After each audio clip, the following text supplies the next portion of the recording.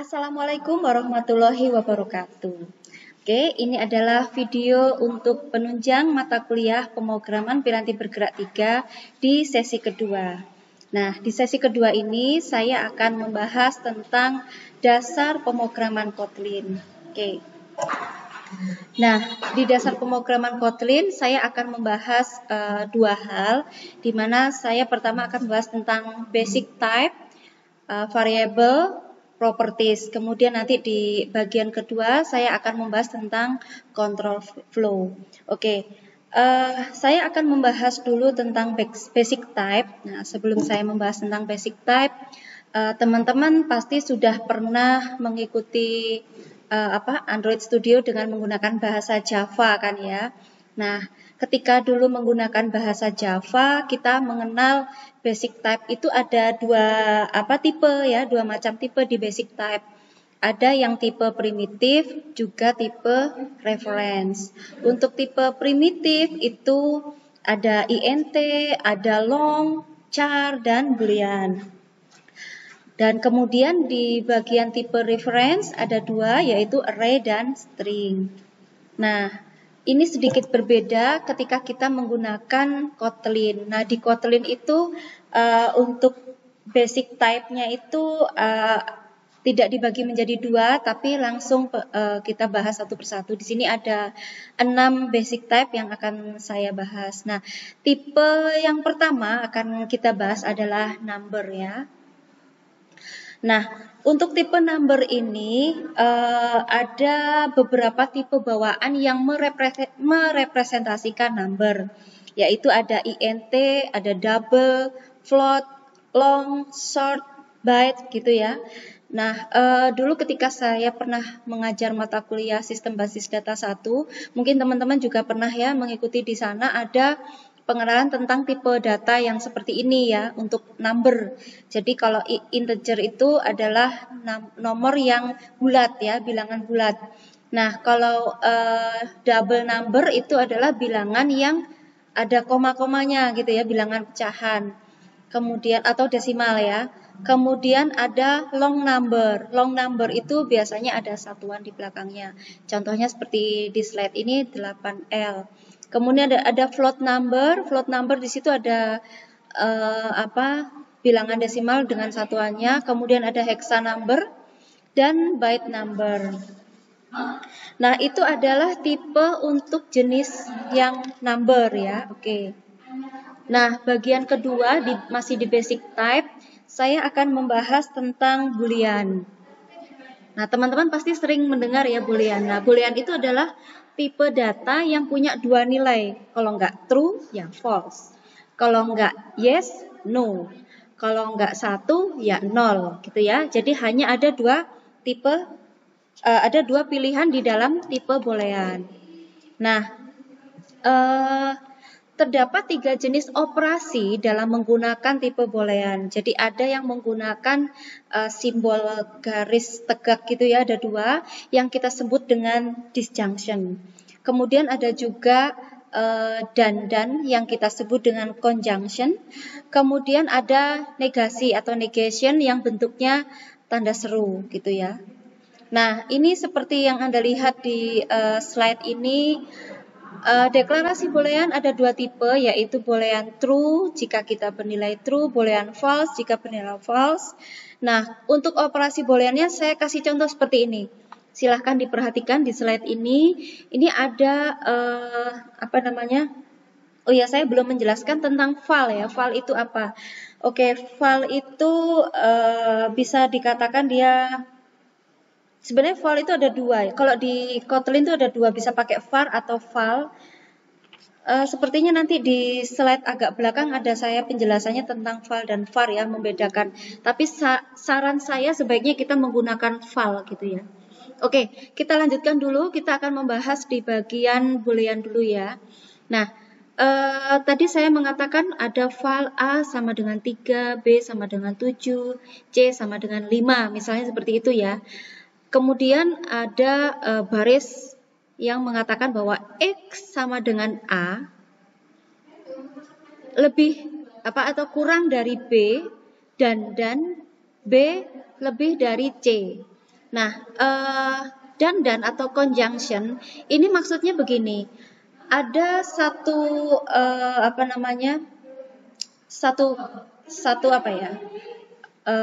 kalimat yang menyatakan ini harus benar dan kalimat yang kedua juga harus benar.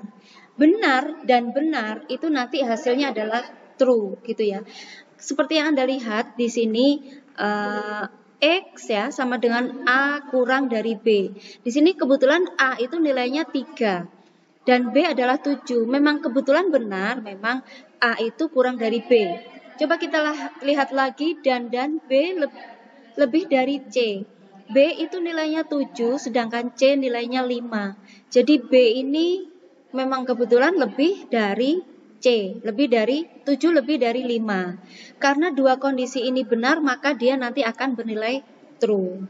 Nah, bagaimana dengan yang di baris kedua dari bawah, yang Y itu ya? Kalau Y sama dengan A lebih dari B, benar nggak? Nggak ya, karena 3 seharusnya bukan lebih dari B. Ini kan salah ya. Dan atau conjunction A kurang dari C. A nilainya 3, C nilainya 5. Ini benar. Jadi bagian pertama, sisi sebelah kiri itu menyatakan salah dan yang kanan benar. Salah dan benar, selama ada salah satunya itu salah, berarti dia salah gitu ya. Jadi kalau benar itu harus dua-duanya benar kalau menggunakan conjunction. Kalau yang di baris paling bawah Z, kita pakai disjunction. A kurang dari B, itu benar ya. Kemudian A lebih dari B, itu salah ya. Jadi ini satunya benar, satunya salah. Tapi karena kita pakai disjunction, maka nanti nilai yang dikembalikan adalah true. Oke, itu tadi kita belajar menggunakan boolean. Oke, mari kita lanjutkan materi kita. Selanjutnya yaitu tentang string ya, string. Nah, string ini kalau di dalam Kotlin kita bisa menggunakan tanda petik double ya, tanda petik double untuk mendeklarasikan string dalam satu baris. Ini contohnya di baris pertama kan ada file single line string. Saya kasih nama objek ini adalah single line string. Dan saya mengetikkan hai stimata seperti itu ya. Nanti dia akan muncul di tampilan dalam satu baris, hai, stimata tanda seru. Sudah seperti itu saja. Anda perhatikan di poin kedua, atau menggunakan triple petik 2. Jadi petik 2-nya ada 3 kali untuk mendeklarasikan string yang lebih dari satu baris. Nah, ini contohnya saya kasih nama multi-line string gitu ya. Saya kasih tanda petik triple, petik double sebanyak 3 kali, hai, stimata, happy decoding. Nah, ini nanti akan tampil lebih dari satu baris. Oke, untuk percobaannya nanti teman-teman akan saya ajak mencobanya setelah menonton video ini ya. Oke, saya lanjutkan untuk string. Nah, string bisa menggunakan karakter escape dalam petik 2 untuk mendeklarasikan lebih dari satu baris. Nah, contohnya ya, di sini di baris pertama, for multi-line string sama dengan hai, stimata. Nah, kalau di pemrograman piranti bergerak 1 dan 2, saya sempat memberi slash n gitu ya, backslash n. Backslash n ini untuk berpindah baris. Nah, ini bisa kita gunakan jika kita menggunakan lebih dari satu baris. Kita bisa pakai backslash n. Plus string yang kedua, happy coding. Jadi nanti ada tulisan hai, stimata, bawahnya happy coding seperti itu. Atau bisa pakai di baris yang ini ya, yang di sini. For multi-line string sama dengan hai, stimata, backslash n happy coding. Jadi maksudnya begini, ini sebenarnya perintahnya hampir sama, hanya saja bedanya yang di baris pertama saya menggunakan tanda plus ya. Tanda plus ini untuk membedakan antara baris pertama dan kedua. Tapi kalau kita tidak menggunakan tanda plus pun bisa seperti ini, tapi jangan diberi tanda petik di tengah-tengah ya, langsung tanda apa namanya, backslash n. Jangan dikasih tanda petik dan tanda plus. Ya, ini langsung tampil juga 2 baris. Hai Stimata, happy coding gitu ya. Oke, saya lanjutkan. String juga bisa diakses sebagai array yang bisa diiterasi. Nah, contohnya ya, yang di kolom kedua ini, baris pertama, single line string, hai, stimata, seperti itu ya. Kemudian kita bisa iterasi dengan file iterate string sama dengan single line string 0. Jadi, kita bisa menggunakan kode ini untuk mengambil satu karakter di dalam sebuah string gitu ya. Nah, kode-kode ini yang ada di slide ini bisa kita lihat bahwa value dari iterate string ini adalah huruf pertama dari string hai Stimata itu adalah huruf H gitu ya. Huruf pertamanya dari hai Stimata adalah huruf H. Jadi, Kotlin juga mendukung string templates yang memungkinkan Anda untuk membuat string yang dinamik. Kita bisa menambahkan variabel dan expression ke dalam sebuah string ya. Oke. Ini cukup untuk stringnya. Kita lanjutkan materinya di basic type yang keempat, yaitu array. Ya. Nah, array di dalam Kotlin direpresentasikan oleh kelas array yang memiliki fungsi get and set serta property size gitu ya. Kalau teman-teman pernah mengikuti di pemrograman piranti bergerak 2, saya sempat memberi materi tentang gather and setter ya. Jadi ada get and set gitu ya. Di sini kita bisa pakai itu. Nah, ada 2 cara untuk membuat sebuah array. Kita bisa menggunakan array of, A-nya huruf kecil, O-nya huruf besar, kurung-kurung, atau kita pakai array, A-nya huruf besar. Bisa Anda perhatikan di slide ini ya. Yang pertama, kita membuat array dengan array of. File simple array sama dengan array of, nilainya 1, 3, dan 5. Nah, lalu Anda bisa memanggil elemen dari array tersebut dengan menggunakan simple array i, kurung siku. Jadi nulisnya begini ya. Simple array kurung siku ya, i. Nah, seperti ini. Dengan i adalah indeks dari elemen yang ingin Anda panggil. Nah, kalau dengan array of, kita juga bisa memasukkan value dengan tipe yang berbeda ke dalam array. Contohnya ya, yang di baris kedua ini ada kita array-nya kita pakai mix ya. For mix array sama dengan array of, ada angka 1, 3, 5, kemudian ada string ya, string ODD, ada juga boolean true. Nah, ini kita pakai array yang di mix. Ini kita bisa pakai ini juga.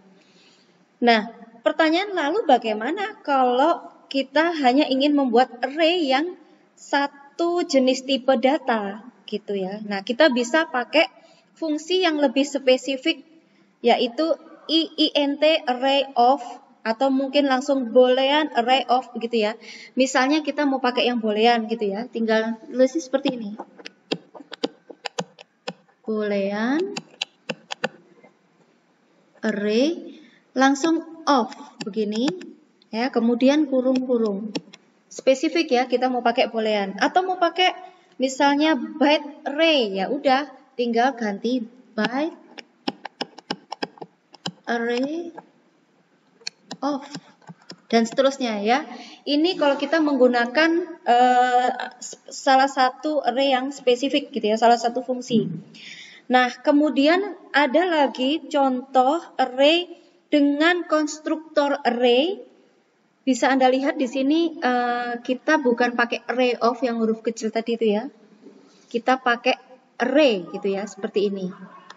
Langsung kita isikan datanya 4. Contoh ya ini ya. Kurung kurawal i, di mana i kali 3, tutup kurung kurawal, kurung tutup. Ini contohnya.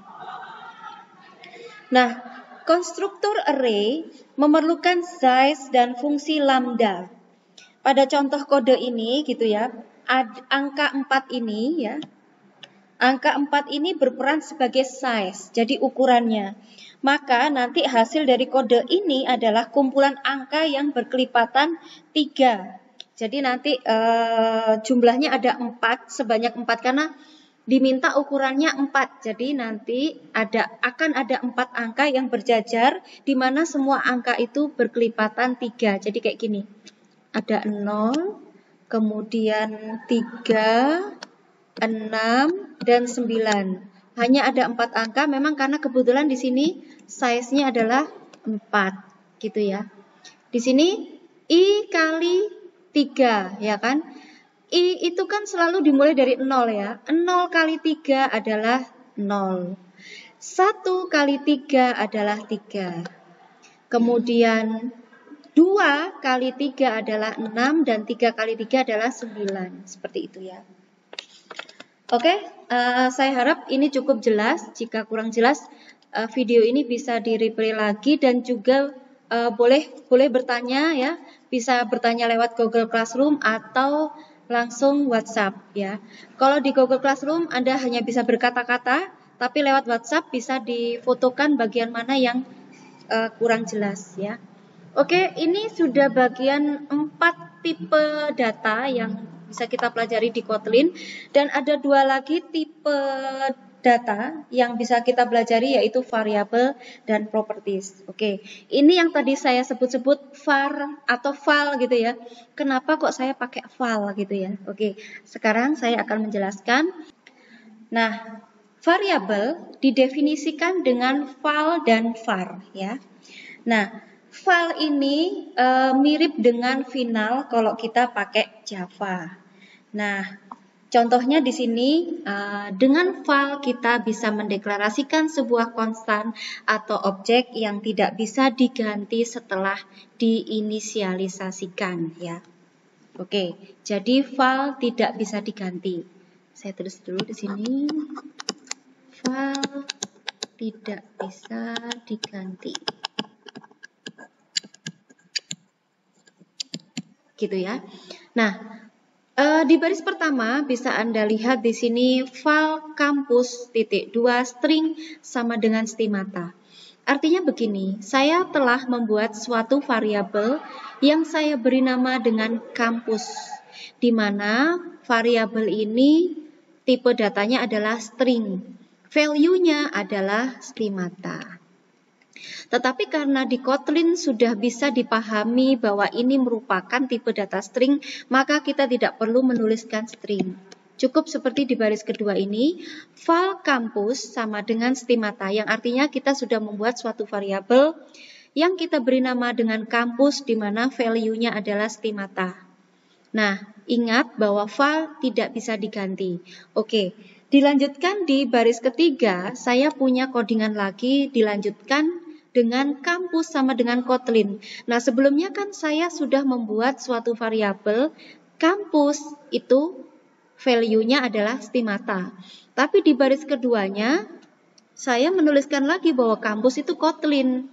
Ini akan terjadi error. Kenapa? Karena variabel tidak bisa diganti. Yang tadinya sudah dibuat stimata, tidak akan bisa dirubah menjadi Kotlin, gitu ya. Kenapa? Karena saya menggunakan val, di mana val itu tidak bisa diganti variabelnya.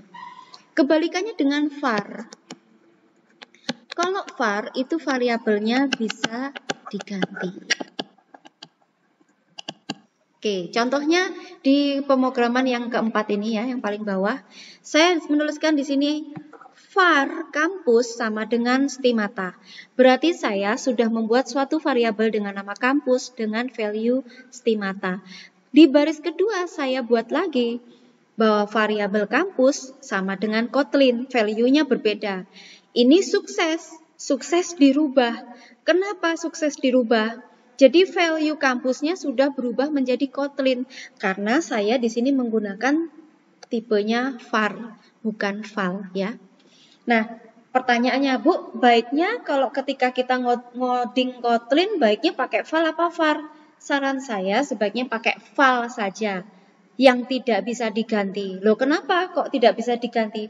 Nanti error gitu. Enggak, justru karena dengan tidak bisa diganti, maka dia tidak bisa, selama sepanjang kita ngoding itu nggak masalah gitu loh. Maksudnya tidak terjadi perubahan data begitu ya. Kecuali kalau kita memang menginginkan data tersebut bisa dirubah, kita baru pakai var. Tapi sarannya kita pakai defaultnya menggunakan val saja. Oke, baik, itu penjelasan tentang variabel. Kita lanjutkan yang terakhir, basic type yang terakhir adalah properties ya. Nah, properties itu sama halnya seperti variabel. Properties juga dapat dideklarasikan dengan var atau val ya. Secara default, properties sudah menyiapkan gather and setter. Nah, contohnya bisa Anda lihat di potongan coding yang sebelah kiri ini ya. Class student var student name .2 string tanda petik gitu ya. Nah, kode ini menunjukkan bahwa terdapat satu properti yang kita sebut dengan student name. Nah, properti ini memiliki tipe data string di dalam kelas student gitu ya. Ini kelasnya student. Kita sudah punya kelas properti di dalamnya namanya student name. Nah, tapi kita juga bisa menambahkan dengan getter and setter ya.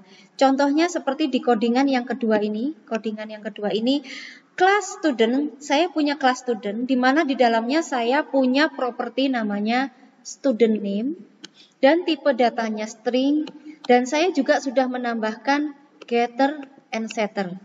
Get sama dengan fill to uppercase. Jadi saya mau membuat string yang akan diketikkan nanti menjadi huruf besar semua. Kemudian set value field sama dengan name .2 value. Jadi sebelum kita menampilkan value-nya, ditampilkanlah tulisan name depannya. Name .2 kemudian value-nya apa? Begitu ya. Contoh ya. Cara mengaksesnya begini. Ya, di codingan yang ketiga. File student sama dengan student. Student.studentName sama dengan Dini. Jadi saya di sini sudah membuat suatu properti dengan nama student name di dalam kelas student di mana value-nya itu berisi Dini, D-I-N-N-Y. Kemudian saya panggil file name sama dengan student.studentName. Ya. Nah, nanti akan muncul bahwa name sama dengan .2 Dini, seperti itu. Oke, ini sudah selesai pembahasan di basic type di Kotlin ya. Yang 3 ini sudah kita bahas. Nah, selanjutnya saya akan membahas di bagian kedua tentang control flow. Nah, untuk control flow, yang pertama akan saya bahas tentang if expression. Oke. Nah, di if expression ini merupakan sebuah ekspresi yang bisa digunakan di Kotlin. Kalau if expression ini akan menjalankan kode jika kondisinya true. Tetapi bagaimana jika kondisinya false, maka dia akan melewatinya saja. Contoh ya, di sini saya sudah membuat suatu variabel A sama dengan 3 dan B sama dengan 2. Kemudian ada kondisi if. If A lebih dari B, maka tampilkan A lebih dari N. Seperti itu. Nah, kebetulan memang A ini nilainya 3 lebih dari B, yaitu 2. Maka dia nanti akan menampilkan A lebih dari N. Itu kalau kondisinya true. Bagaimana kalau kondisinya false? Misalnya nilai A saya ganti menjadi 2, nilai B menjadi 3. Saya balik. Ketika saya balik, if A lebih dari B, no gitu ya, bukan. Kalau bukan atau false, maka dia akan menjalankan perintah yang kedua, yaitu menampilkan A kurang dari N, gitu ya. Nah, di sini ada contohnya ya. Kita juga bisa menetapkan hasilnya dalam sebuah variabel seperti ini. File result sama dengan if A lebih dari B, A else B, seperti itu. Nah, dengan begitu dapat disimpulkan bahwa if expression selalu akan mengembalikan value ya. Jadi ekspresi if ini selalu mengembalikan value Nah, perlu diketahui bahwa Kotlin tidak mendukung ternary operator. Kondisi begini, tanda tanya, kemudian then dua else. Karena peran dari operator tersebut sudah digantikan di operator if expression ya di Kotlin ini. Oke, saya lanjutkan. Setelah if expression ada when expression. Nah, when expression ini adalah penggantinya switch ya. Kalau di bahasa Java kita biasanya pakai switch. Di sini kita bisa pakai when. Nah, penulisan when expression lebih sederhana dan fiturnya memiliki banyak keunggulan. Juga bisa menambahkan else untuk mengatasi ketiadaan kondisi sebelumnya yang sesuai. Contohnya seperti ini ya. Bisa Anda lihat, kalau di percabangan sebelumnya kita bisa menambahkan percabangan else, tapi untuk mengatasi ketiadaan kondisi kita bisa pakai juga else di sini. Oke, di sini ada file x sama dengan 4, when x, jadi ada kondisi pertama, x sama dengan 1, kondisi yang kedua, x sama dengan 2, else selain itu tampilkan bahwa X bukan merupakan 1 atau 2. Nah, kebetulan di sini saya sudah membuat suatu variabel X nilainya 4. Nah, 4 itu kan bukan termasuk 1 maupun bukan termasuk 2, ya kan? Nah, oleh karena itu kita pakai else di sini supaya kita bisa mengatasi permasalahan bahwa 4 tidak termasuk keduanya. Maka dia bisa menampilkan X bukan merupakan 1 atau 2. Jadi teman-teman nanti coba ini diganti angkanya menjadi 2 gitu ya. Harapannya nanti akan tampil tulisan yang ini. Kalau menjadi ininya 1 gitu ya, ini X-nya sama dengan 1, maka harusnya tampil yang ini, X sama dengan 1. Oke, contoh lain bisa Anda lihat di codingan yang kedua ini, file X sama dengan 14 when X in 1 sampai 10. Ini range ya. Range 1 sampai 10. Jadi kalau range itu ditandai dengan titik-titik seperti ini. Kalau kita membuat X-nya itu nilainya 5 misalnya, maka dia akan tampil X dalam range pertama. Di mana range pertama itu adalah 1 sampai 10. Nah, kedua, saya bukan menuliskan kalau range-nya masuk di 10 sampai 20, bukan. Tetapi di sini pakai ada pentungan ya. Tadi yang pentungan ini kita sebut dengan apa tadi?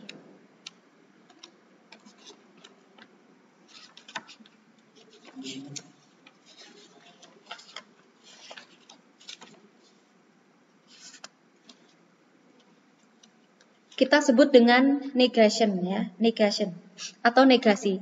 Jadi negasi itu adalah suatu kata negatif. Jadi kalau bukan ring 10 sampai 20, katakan bahwa X itu di luar ring.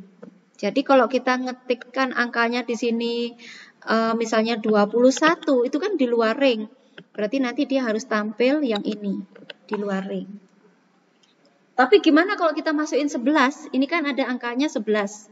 Ada else di sini. Else print X dalam ring kedua, ya.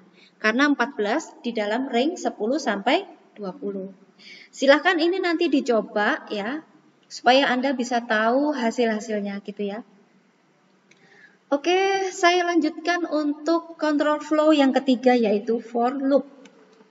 For loop ini adalah perulangan dengan for yang memungkinkan kita untuk mengulang objek ketika kondisi yang diberikan dalam keadaan true.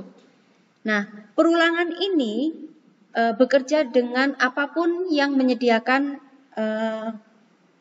iterator ya. Ini iterator. Iterator. Maaf, salah cetak. Salah ketik ya. Seperti range, collection, dan sebagainya. Nah, contohnya ini ya.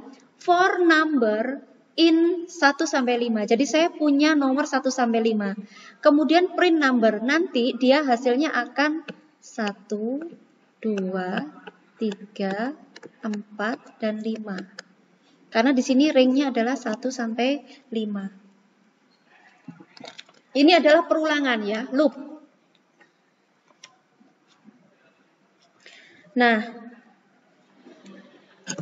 kita juga bisa menggunakan fungsi with index untuk mengakses indeks dari masing-masing elemen atau menggunakan properties indices untuk mengakses kisaran indeks dari setiap elemen bilangan tersebut.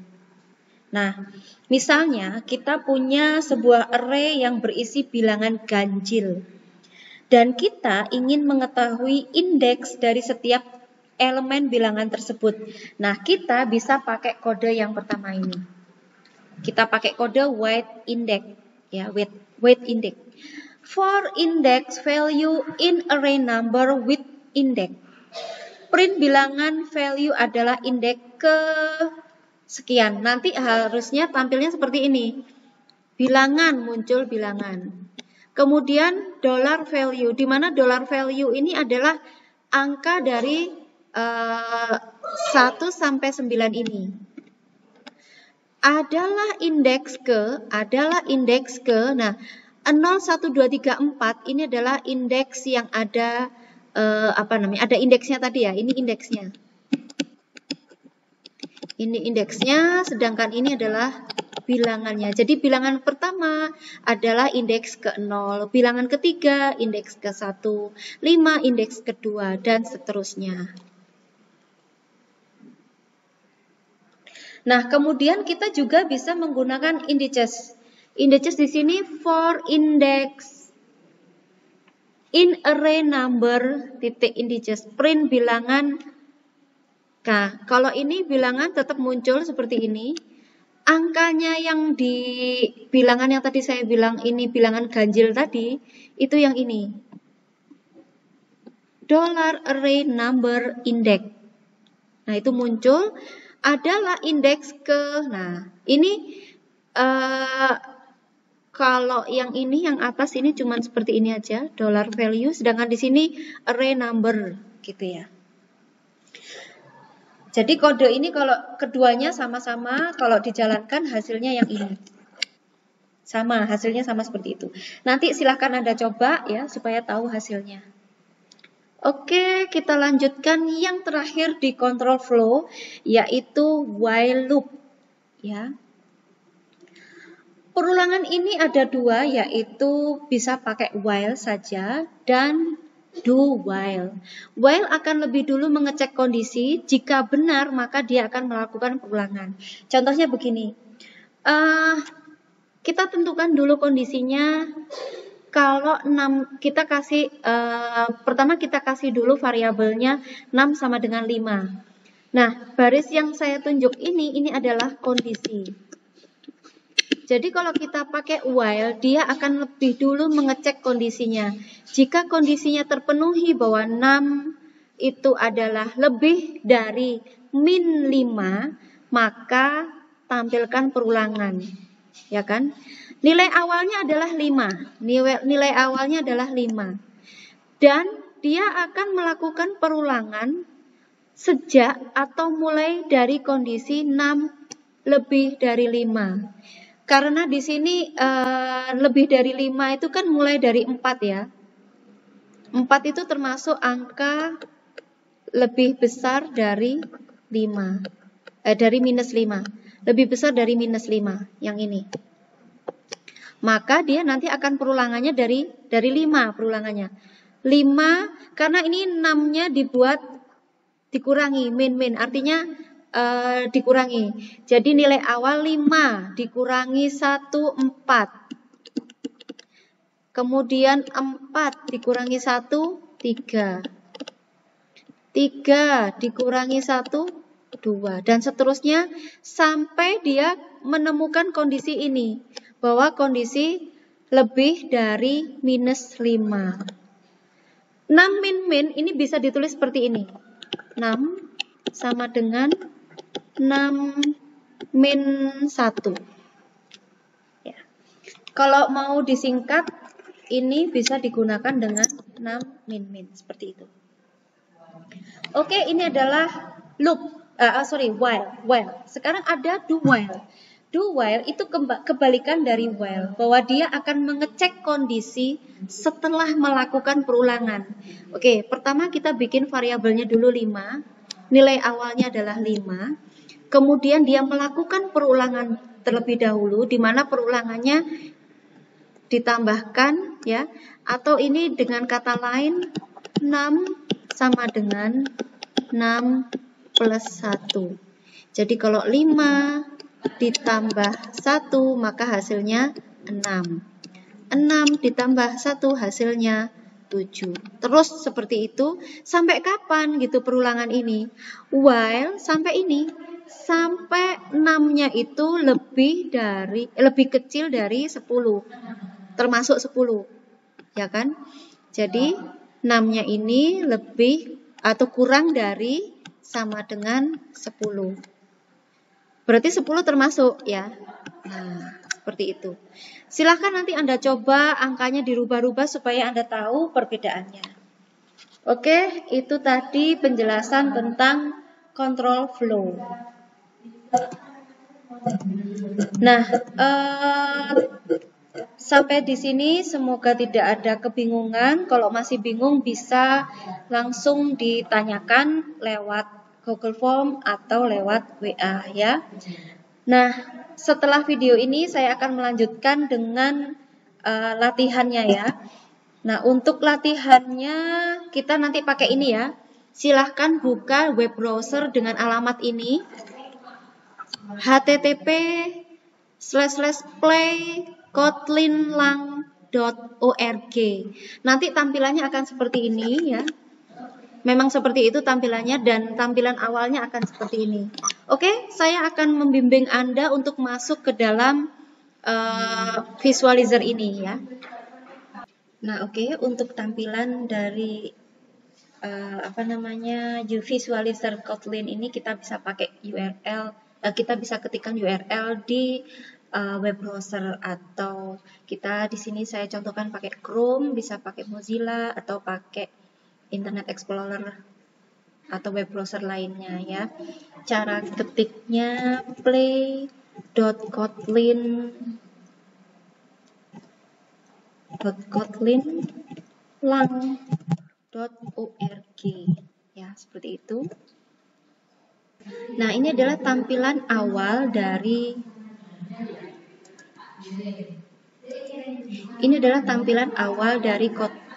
visualizer Kotlin yang akan kita gunakan. Nah, mari kita coba dulu ini ya, tulisan Hello World bisa kita langsung coba. Langsung tampil Hello World begitu ya. Misalnya kita mau nambahkan lagi di sini di bawahnya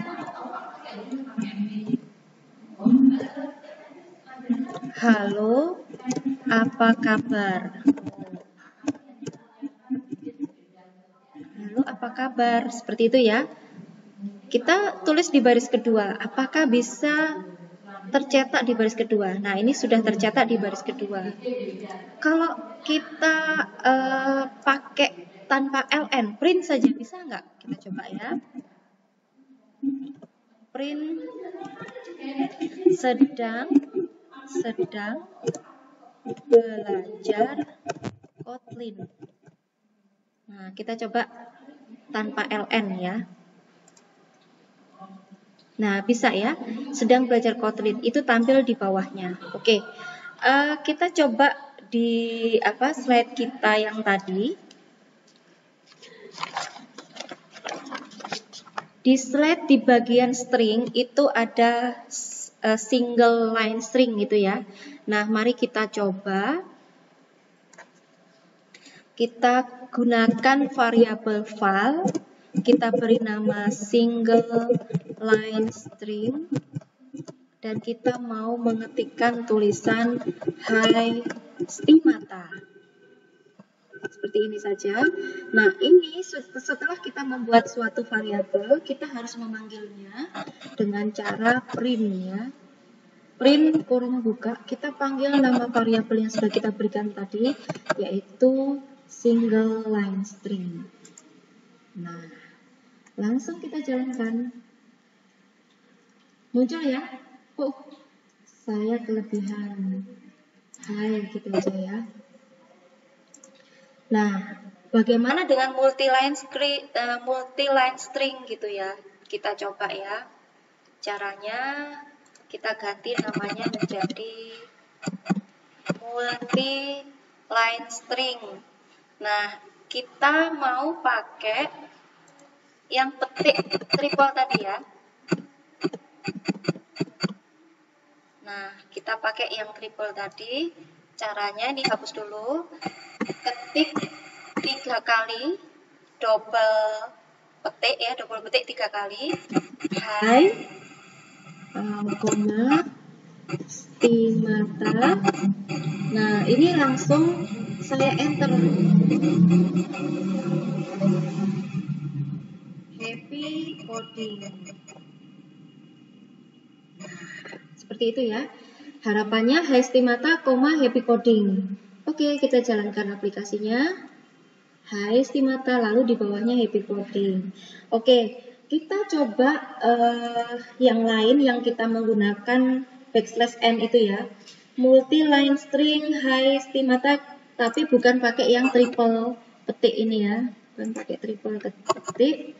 Kita pakai double petik tapi tunggal, hai stimata, koma, kemudian /n tanda petik ya, plus. Nah, kemudian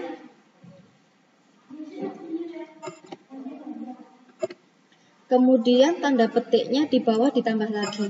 Nah, yang seperti ini ya. Oke, kita coba jalankan. Berhasil ya, hai stimata, happy coding ada di bawahnya. Nah, bagaimana kalau kita tidak menggunakan petik dan tanda plus gitu ya? Kita langsung aja. Nah, /n happy coding. Kita coba jalankan aplikasinya. Bisa juga ya, ternyata ini lebih mudah tanpa menggunakan petik. Oke, saya lanjutkan di slide saya yang bagian if expression ya, if expression. Oke, nah di sini kita akan memberi dua buah variabel, yaitu variabel yang pertama kita sebut saja A, kita beri nilainya adalah 3. Kemudian kita bikin lagi variabel baru namanya B, dan value-nya kita isikan 2. Nah, kemudian kita beri kondisi if A lebih dari B. Oke, ini ditutup dulu. Nah, oke. A lebih dari B. Nah, seperti ini ya. Lakukan kondisi ini. Apa kondisi yang mau kita lakukan? Cetak bahwa A lebih dari N. Gitu ya. Bagaimana kalau tidak terpenuhi? Kita kasih else, kurung-kurung buka. Ngapain kalau tidak terpenuhi? Cetak atau tampilkan A kurang dari N. Ya. Oke, kita coba jalankan. A lebih dari N ya. Kenapa? Karena memang kebetulan A memang lebih besar. Mari kita balik isinya, yang A jadi 2, yang B jadi 3. Harusnya muncul yang ini ya, A kurang dari N. Nah, benar ya, sudah benar ya. Oke,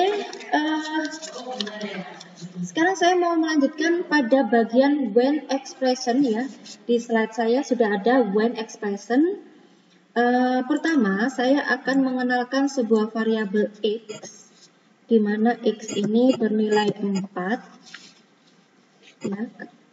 Kemudian kita kasih expression when, di mana x-nya ini nanti akan melakukan dua pilihan.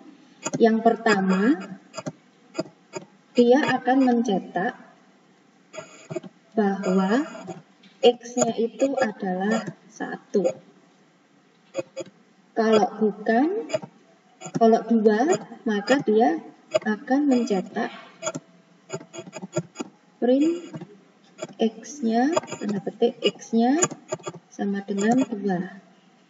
Nah, kalau dia bukan angka 1 dan juga bukan angka 2, kita bisa kasih else di fungsi when ini ya. Else ngapain gitu ya.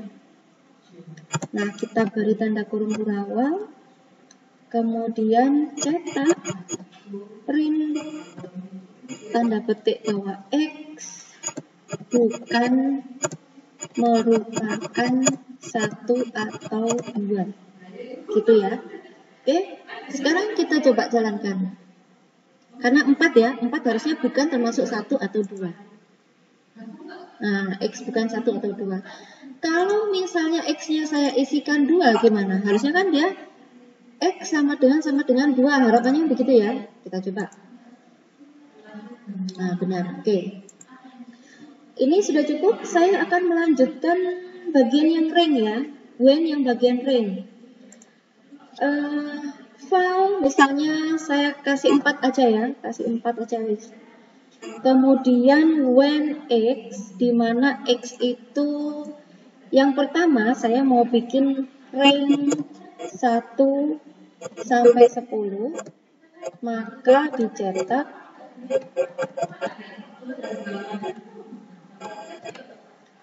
X dalam range pertama. Nah, kemudian saya buat ring yang kedua, tapi saya nggak ngasih in ya. Apa ini namanya tadi? Negasi ya. Negasi in 10 sampai 20, maka dicetak. Jadi kalau tidak memenuhi syarat itu ya, bukan memenuhi syarat itu. Kalau memenuhi syarat itu berarti ring kedua. Tetapi kalau tidak memenuhi syarat itu, maka dia akan menuliskan X di luar ring. Nah, baru kasih else. Kalau memenuhi 10 sampai 20, maka print, ini nggak usah pakai kurung berawal, langsung print X dalam ring kedua.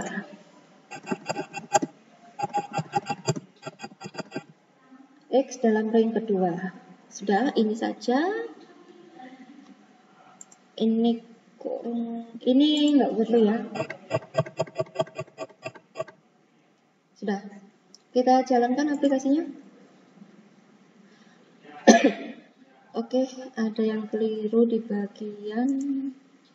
Oke, ini ya, yang ini. Yang ini kurang tanda panah ya.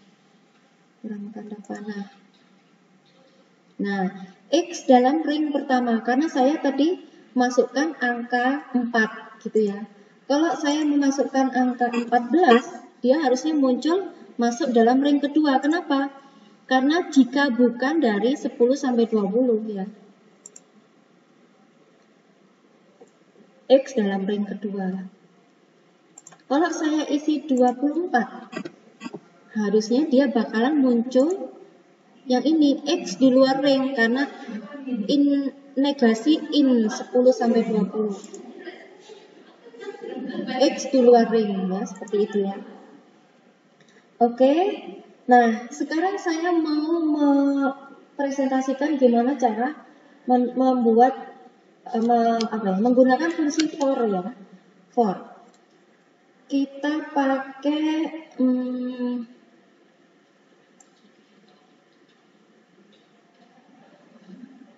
kita hapus dulu. For number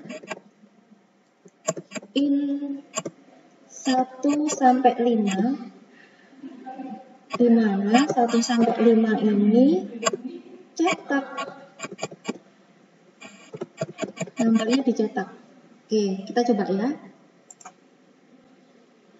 Nah, 1 sampai 5. Jadi ini kita telah melakukan perulangan nilai 1 sampai 5. 1, 2, 3, 4, 5 seperti itu ya.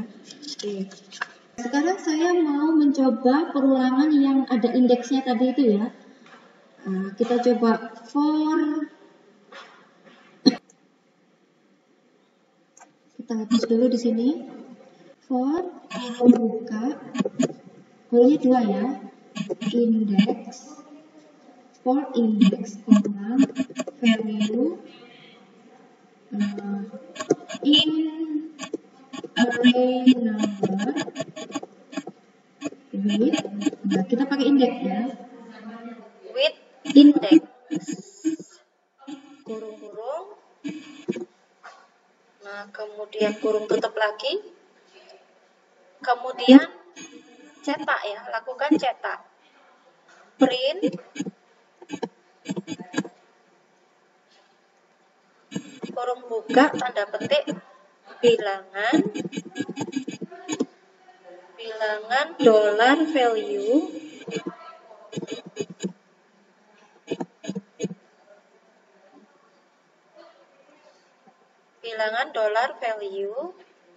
adalah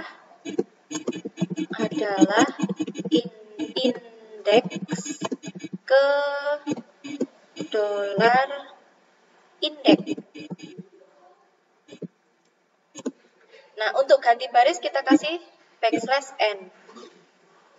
Oh, ada yang kurang nih ya. Saya belum memberi variabelnya. File array numbers ya. Saya tutup dulu. Var array numbers sama dengan in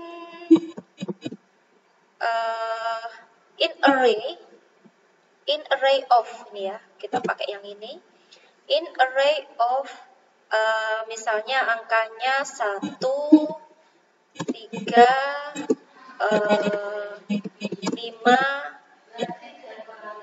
7, 9, misalnya begitu ya. Oke, kita coba jalankan dulu ini. Nah, ada bilangan 1, 3, 5, 7, 9. Ini sudah ada indeksnya ke 0, 1, 2, 3, 4 gitu ya. Ini tadi saya pakai yang with index. Kalau saya pakai yang bukan with index, bisa nggak? Yang tadi yang kedua ya, di slide yang sama yang kedua. Ini saya kasih gini, menggunakan with index. Nah, ini ya, menggunakan with index. Nah, di bawahnya saya kasih lagi menggunakan integers.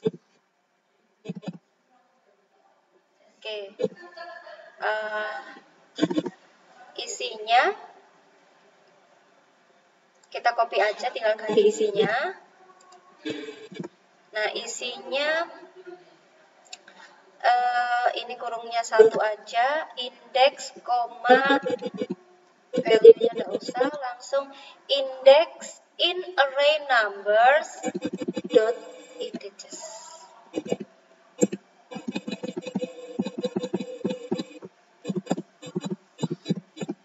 Nah, begini ya, kurung tutup, kurung roll. Nah, ini terus cara menjalankannya,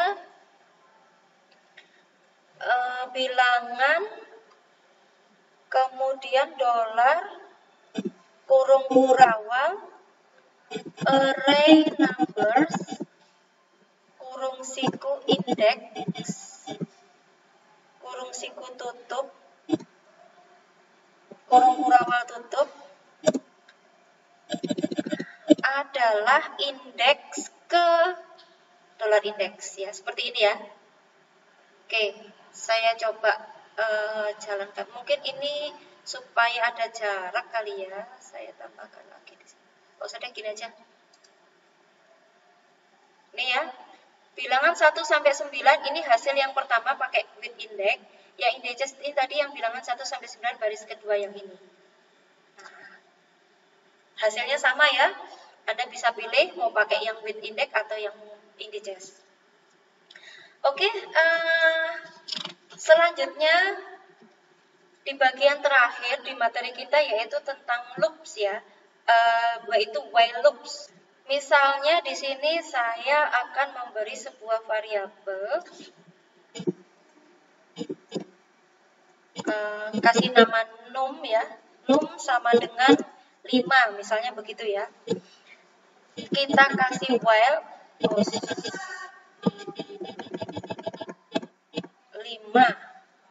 Nah, kita kasih while untuk perulangan. Nah, sebelum kita kasih perulangan, dia harus membaca satu kondisi ini dulu. Apakah numnya itu lebih dari minus berapa ya? Minus 5 ya, minus 5. Kalau iya, maka lakukan ini, cetak ini. Print loop titik 2 dolar num. Nah, lalu tadi apa? Num min. Nah, ini harapannya nanti akan muncul angka 5 di atas, dikurangi 1 jadi 4, dikurangi 1 jadi 3, dan seterusnya sampai num itu mencapai min 4. Karena lebih dari min 5 itu adalah min 4. Oke, kita jalankan dulu.